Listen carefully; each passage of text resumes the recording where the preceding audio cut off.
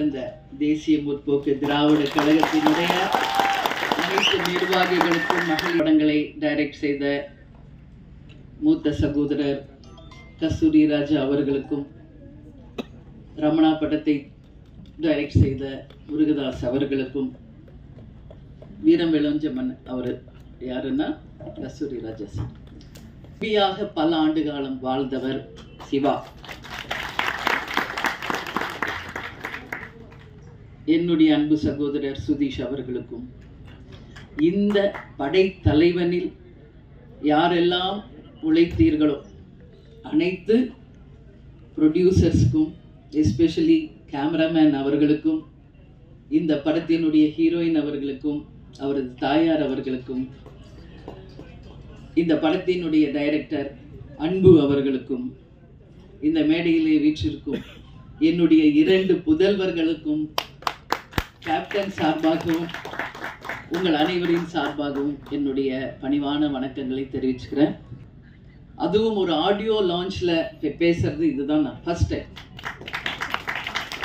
சகாப்தம் படம் release ஆனப்போ captain இருந்தாங்க. அப்போ என்னை பேச சொல்லி அழைச்சார். நான் சொன்னேன், இல்லை இது சினிமா, அதனால நீங்க மற்றவங்கெல்லாம் டெக்னீஷியன்ஸ்லாம் பேசட்டுங்க, நான் பேசல அப்படின்னு சொன்னேன். மேபி அது தப்போ அப்படின்னு நான் ஃபீல் பண்றேன். ஏன்னா கேப்டன் ஒரு அம்மாவா நீ அவனை ஸ்டேஜில் நீ வாழ்த்தணும் அப்படின்னு கேப்டன் சொன்னார். அன்னைக்கு சரி சினிமா ஃபங்க்ஷனில் நம்ம எதுக்கு பேசணும் அப்படின்னு நினைச்சேன். பட் நான் இன்னைக்கு சொல்றேன், சண்முக பாண்டியன் அம்மாவா மட்டும் கிடையாது, உங்கள் அன்பு சகோதரியாக கேப்டன் பெற்றெடுத்த சண்முக பாண்டியனை இனிமேல் உங்களிடம் நான் ஒப்படைக்கிறேன். பத்திரிகை நண்பர்களிடமும் தமிழக மக்களிடமும் நான் சினிமா துறையை சேர்ந்த அனைவரிடமும் அவரை நான் ஒப்படைக்கிறேன். எல்லாரும் பேசுவாங்க, நிறைய நான் பார்த்துருக்கேன். கேப்டன் கூட 33 வருஷம் வாழ்ந்திருக்கேன். கேப்டனை பத்தி பேசுறது இன்னைக்கு அவர் மறைவுக்கு பிறகு டெய்லி அத்தனை யூடியூப்ஸ்லையும் கேப்டனுடைய பழைய காலிய நினைவுகள், பேச்சுக்கள் எல்லாம் வரும் பொழுது கேப்டன் அப்படி பண்ணார் இப்படி பண்ணார் நிறைய விஷயங்கள் நான் பார்க்கிறேன். கேப்டனுடைய 2 புதல்வர்கள். கேப்டனுக்கு 2 தொழில், ஒன்று சினிமா, இன்னொன்று அரசியல். கேப்டனும் நானும் இது அவங்க 2 பேரும் பிறந்த போதே முடிவெடுத்த ஒரு விஷயம். பாதையில் சிங்கப்பாதையில் விஜய் பிரபாகர் அவர்களும், யானை பாதையில் இளையவர் சண்முக பாண்டியன் அவர்களும் அவங்க அப்பாவுடைய கனவு லட்சியத்தை நிச்சயமாக வென்றெடுப்பார்கள் என்பதில் ஒரு அம்மாவை எனக்கு எந்த டவுட்டுமே கிடையாது.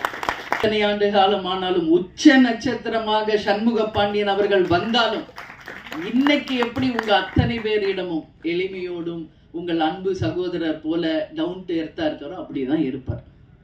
ஏன்னா சின்ன கை குழந்தை கேப்டன் மேக்கப் போடுவார். 6 மணிக்கெல்லாம் கேப்டன் கிளம்புவார். உங்களுக்கு எல்லாருக்கும் தெரியும். 9 o'clock வித் மேக்கப் ஷூட்டிங்ல இருக்கணும்னா 6 o'clock இறங்கி கீழே வந்துடும் எங்க ரூம் மேலே. கை குழந்தை அவனை தூக்கிட்டு நானும் கீழே வந்துடுவேன். ஏன்னா அவருக்கு நான் டிஃபன் கொடுக்கணும். லான்ச்லயும் இங்கே தான் கேப்டன் இருக்கார், நம்மோட தான் இருக்கார். அதில் எனக்கு எந்த மாற்று கருத்துமே கிடையாது. அவருடைய நல்லாசியுடன் அவருடைய வாழ்த்துக்களுடன் தான் இந்த ஆடியோ லான்ச் நடந்துகிட்டு இருக்கு. அதில் எந்த மாற்று கருத்துமே இல்லை. ரொம்ப ஸ்பெஷலான படம், எனக்கு ரொம்ப க்ளோஸான படம். ஏன்னா அப்பா இருக்கும் போது அப்பா கதை கேட்டு ஓகே பண்ண படம் இது. அதே மாதிரி அப்பாவோட பிறந்த நாள் அன்னைக்கு இந்த படத்தோட ஃபர்ஸ்ட் கிளிம்ஸ் ரிலீஸ் பண்றோம். அப்பா இருக்கும் போதே நீங்க ட்ரெய்லர்ல பார்த்த அந்த 2 ஃபைட் சீக்வன்ஸையும் அப்பா ஃபுல்லா பார்த்துருக்காரு. அப்பா நல்லா வந்திருக்குன்னு அவர் வாயால சொன்னாரு. அதனால எனக்கு இது ரொம்ப க்ளோஸ் டு மை ஹார்ட். அதே மாதிரி அன்பு பிரதர் எனக்கு டே 1 என்ன கதை சொல்லி இது இப்படிதான் பிரதர் வரும், இது இந்த மாதிரி தான் அவுட்புட் என்ன வரும்னு சொன்னாரோ அதை அப்படியே எக்ஸாக்டா கொடுத்துருக்காரு. So thank you brother. Cameraman sir ரொம்ப அருமையான ஒர்க் பண்ணியிருக்காரு. எனக்கு இந்த செட்ல ஒரு ஒரு பயமோ இல்லை நான் பண்றது சரியோ தப்போ இல்லை யாரோ ஏதோ தப்பா பேசிடுவாங்களோன்னு எனக்கு எந்த ஒரு கில்ட் ஃபீலோ ஒரு தப்பான ஃபீலோ கேமராமேன் சைடா இருக்கட்டும் இல்லை டைரக்ஷன் சைடா இருக்கட்டும் எங்கேயுமே எனக்கு கொடுக்கல. ரொம்ப கம்ஃபர்டபுளா என்னை வச்சு அவ்வளோ அருமையா என்கிட்ட இருந்து வேலை வாங்கியிருக்காங்க. யானை என்னோட படத்தில் என்னோட நண்பன் மணியன். நானும் அதுவும் வந்து நீங்கள் எல்லாரும் நினச்சிருக்கலாம் இந்த மாதிரி யானை கூட ஒரு 20 நாள் 30 நாள் ப்ராக்டிஸ் எடுத்து இது பண்ணலான்ட்டு. ஆனால் என் டைரக்டர் சார் அதெல்லாம் விடலை. ஃபர்ஸ்ட் டே பூஜை நடந்து முடிஞ்ச 2வது நாள் பிரதர் இன்னைக்கு உங்களுக்கு ஃபைட் சீன்னாரு. நானும் சரி ஓகே ஃபைட்டு தானேன்ட்டு போய் பார்த்தா 5 யானையை நிற்க வச்சிருக்காரு. நான் கூட ஏதோ விளையாட்டுக்கு சொன்னார், இல்லை பிரதர் நீங்கள் யானை கீழே வரணும் வந்து ஒருத்தர் அடிக்கணும்னு. சரி பிரதர் சும்மா விளையாட்டுக்கு தானே ஏதோ சரின்னு விட்டேன். பார்த்தா நிஜமாலே ஃப்ரேம் அதுக்கு தான் வச்சுட்டு இருந்தாங்க. ஸோ அங்கே நான் யானைக்கிட்ட நான் பழக ஆரம்பித்தேன். அதுதான் எனக்கு Day 1. அப்போ தான் நானும் ஃபர்ஸ்ட் டைம் யானையை பார்க்குறேன். அங்கே தான் பழக ஆரம்பித்தேன். அப்போ எனக்கு அப்பா சொன்னது ஒன்று ரொம்ப நல்ல ஞாபகம் வந்துச்சு. அப்பா கள்ளழகர்ல யானை கூட இருக்கும்போது அவர் தான் டெய்லி சாப்பாடு ஊட்டி விடுவார். அப்பா அது கூட ஃபுட்பால் விளையாடுவாருன்னு சொன்னார். சரி நம்மளும் பண்ணி பார்ப்போன்ட்டு அதுக்கு ஸ்வீட்டு பழம் டெய்லி அதுக்கு சாப்பாடு ஊட்டி விட ஆரம்பித்தேன். அப்போ சொல்லுவார் என்கிட்ட, இந்த மாதிரி யானை வந்து ரொம்ப பாசமானது, நீ அதை விட்டு உன்கிட்ட ஒன்ஸ் அட்டாச் ஆயிடுச்சுன்னா அதை நீ விட்டு பிரிஞ்ச ரொம்ப கஷ்டப்படும் அது அப்படின்னாரு. நான் அது அப்போ எனக்கு தெரியாது. இங்கே நான் ஒரு யானையோட நடிக்கும் போது தான் அது எனக்கு தெரிஞ்சுது. ஃபர்ஸ்ட் ஷெட்யூல் முடிச்சுட்டு போகும்போது யானை 2 நாள் சிக்காச்சு. நாங்கள் திருப்பி அடுத்த ஷெட்யூல் வரும்போது அதுக்கு என்ன ஞாபகம் இருக்குமோ இருக்காதோன்னு எனக்கு ஒரு டவுட் இருந்தது. ஆனால் அது என்னை பார்த்தோன்னே ஓடி வந்து என்கிட்ட நின்று டான்ஸ் ஆட ஆரம்பிச்சது. அந்த பாண்ட் எனக்கும் அந்த யானைக்கும் ரொம்ப நல்லா கிரியேட் ஆச்சு. முருகதாஸ் சார் சொன்னார், எங்கேயோ படித்தேன், அப்பா இந்த மாதிரி முடிஞ்சால் யானையை வாங்கிட்டு வரலான்னு சொன்னாருன்ட்டு. அதே தான் நானும் என் டைரக்டர்கிட்ட கேட்டேன், தமிழ்நாட்டில் அலோவ் பண்ணாங்கன்னா சொல்லுங்கள், நான் மணியனை கையோட கூப்பிட்டுட்டு போகிறேன் அப்படின்னேன். நீங்கள் படத்தில் பார்த்தா தெரியும், எனக்கும் அந்த யானைக்கும் உள்ள பாண்ட் வந்து ரொம்ப உண்மையாக க்ளோஸாக இருக்கும். படைத்தலைவன் வந்து நீங்கள் மற்ற எந்த படத்தோடையும் நீங்கள் கம்பேர் பண்ண முடியாது. கும்கி கூடயோ மற்ற எந்த படத்தோடையும் கம்பேர் பண்ண முடியாது. இது கம்ப்ளீட்டாக ஒரு டிஃப்ரெண்ட்டான கதை. ஒரு யானைக்கும் ஒரு அதோட ஃப்ரெண்டுக்கும் இருக்கிற கதை. இது நீங்கள் வந்து எல்லாருமே எப்படி நீங்கள் ரிலேட் பண்ண முடியும்னா, உங்கள் எல்லார் வீட்லேயும் ஒரு நாய்க்குட்டி இருக்கலாம், ஒரு பூனை இருக்கலாம். அதுக்கு ஒரு பிரச்சனைனா நீங்கள் எப்படி ஃபீல் பண்ணுவீங்க, அதே தான் எனக்கு ஏன் யானை இந்த படத்தில். ஸோ இது எல்லாருக்குமே நல்லா ரிலேட் ஆகும். எல்லாரும் என்ன இந்த மாதிரி அப்பாவை பார்த்த மாதிரி இருக்குன்றாங்க. எனக்கு அது தெரியல. நான் முடிஞ்ச அளவுக்கு என்னோட பெஸ்ட் இந்த படத்தில் கொடுத்துருக்கேன்.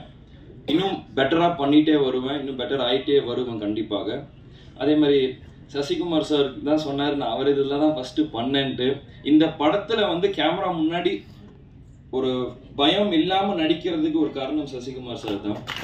ஏன்னா நான் ஒரு 10 வருஷம் கழிச்சு நான் திருப்பி ஒரு கேமரா முன்னாடி வந்து நிற்கிறேன், ஒரு படம் பண்ணுறேன் அப்படின்னும் போது யாராக இருந்தாலும் ஒரு கேமரா முன்னாடி அத்தனை பேர் முன்னாடி நடிக்கணுன்றது அப்போ வந்து ஒரு பயம் இருக்கும். அது எனக்கு கம்ப்ளீட்டாக எதுவுமே இல்லாமல் அன்றைக்கி ஒரு 4 நாள் ஷூட் எடுத்தார். அவர் கொடுத்த கான்ஃபிடென்ட்னால தான் எனக்கு இந்த படம் நல்லா ஃப்ரீயாக பண்ண முடிஞ்சுது. அதனால தான் எனக்கு பொன்ராம் சாரோட படமும் ஒரு இது இல்லாமல் பண்ண முடிஞ்சுது. அதே மாதிரி பொன்ராம் சாரோட படத்துலையும் நான் இப்போ ஒர்க் பண்ணிட்டு இருக்கிறது வந்து அவரையும் என்னை ரொம்ப நல்லா கம்ஃபர்டபுளாக வச்சுக்கிட்டாரு. இப்போ நான் எப்படி இவரை பிரதர்ன்றனா நான் அவரை சாருன்னுவேன். ஆனால் அங்கேயும் நாங்கள் வந்து இப்போ அவர் வருத்தப்படாத வாலிபர் சங்கம் எப்படி எடுத்தாரோ அதை சொல்லிட்டு இருந்தார். இந்த மாதிரி நாங்கள் எல்லாம் ஒன்றா உட்காந்து தான் பேசி காமெடி கிரியேட் பண்ணுவோம், நாங்கள் அப்படி தான் நாங்கள் இது பண்ணுவோம், நீங்களும் பழகிடுவீங்க அப்படின்னாரு. நிஜமாலே அதே மாதிரி தான் போச்சு. இன்னும் அந்த மாதிரி தான் போயிட்டுருக்கு.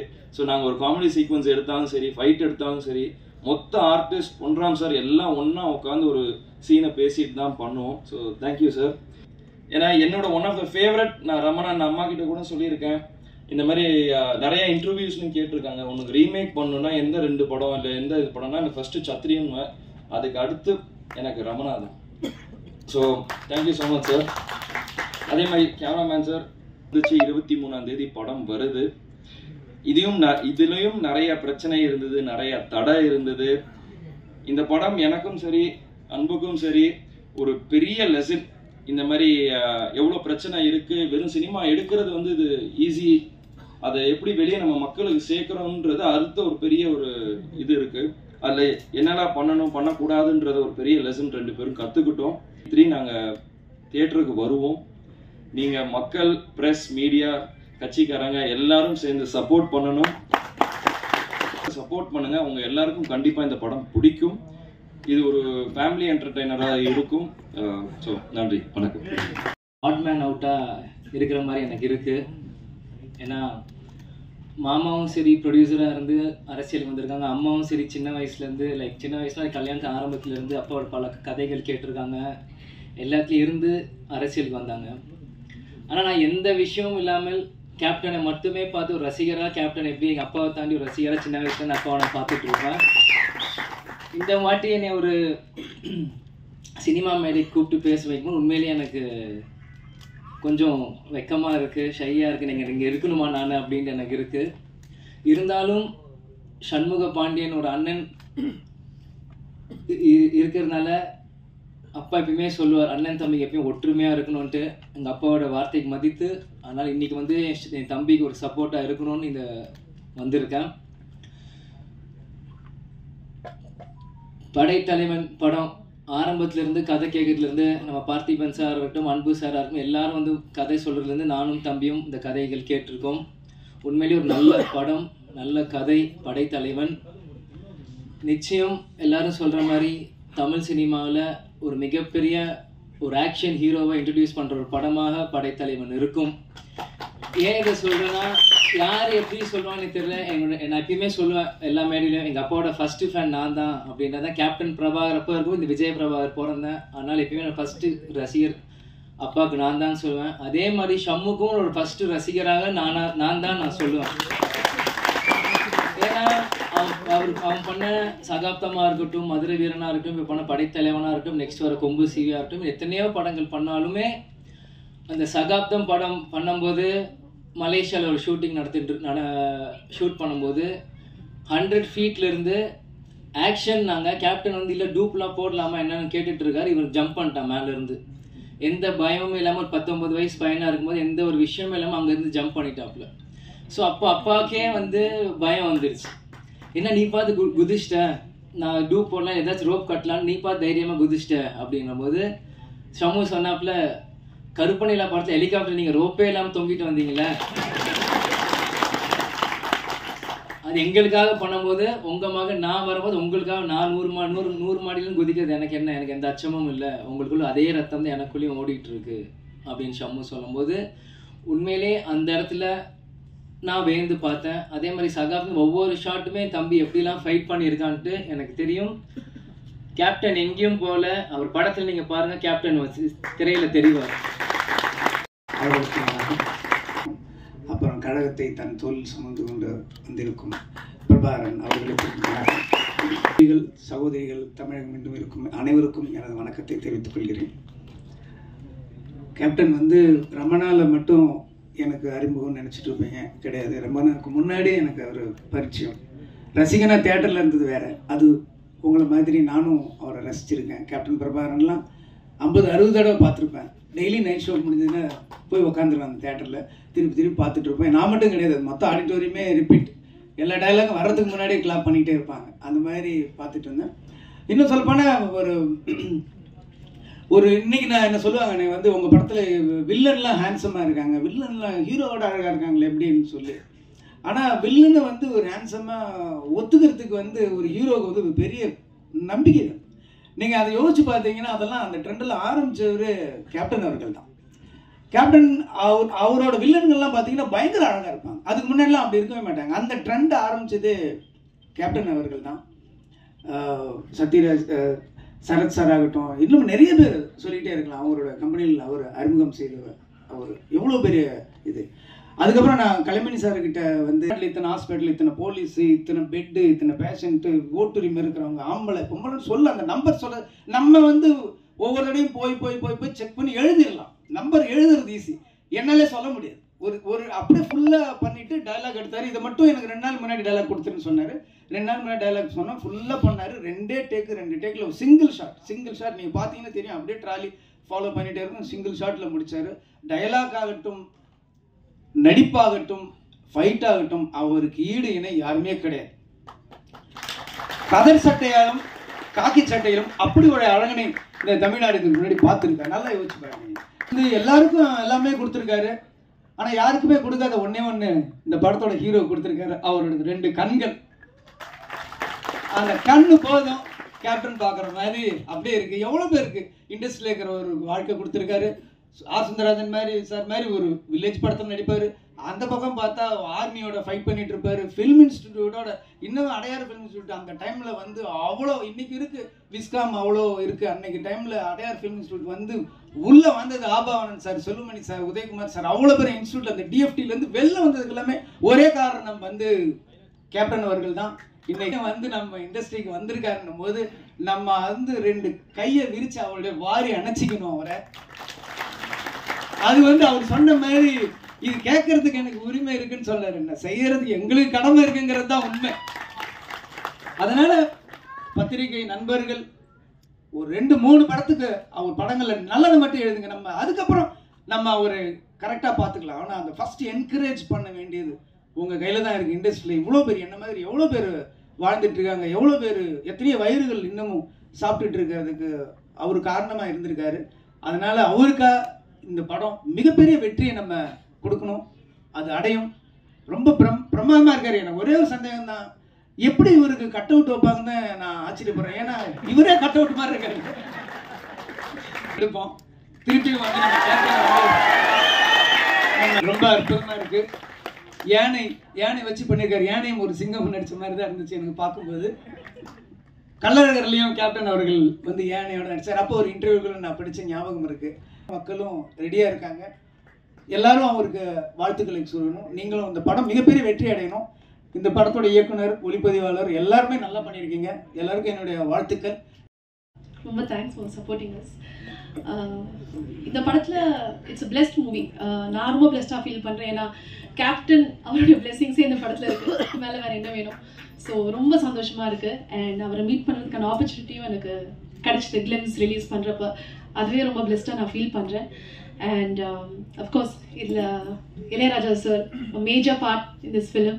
லவ்லி சாங் சார், உங்களை பற்றி சொல்கிறதுக்குலாம் என்ன சொல்கிறதுனே தெரியல. ஒரு legend and lovely song sir. So அதுவும் எனக்கு ரொம்ப சந்தோஷமாக இருக்குது. அண்ட் இதில் ஒர்க் பண்ண டெக்னீஷியன்ஸ் உங்கள் சப்போர்ட் இல்லாமல் எதுவுமே இல்லை.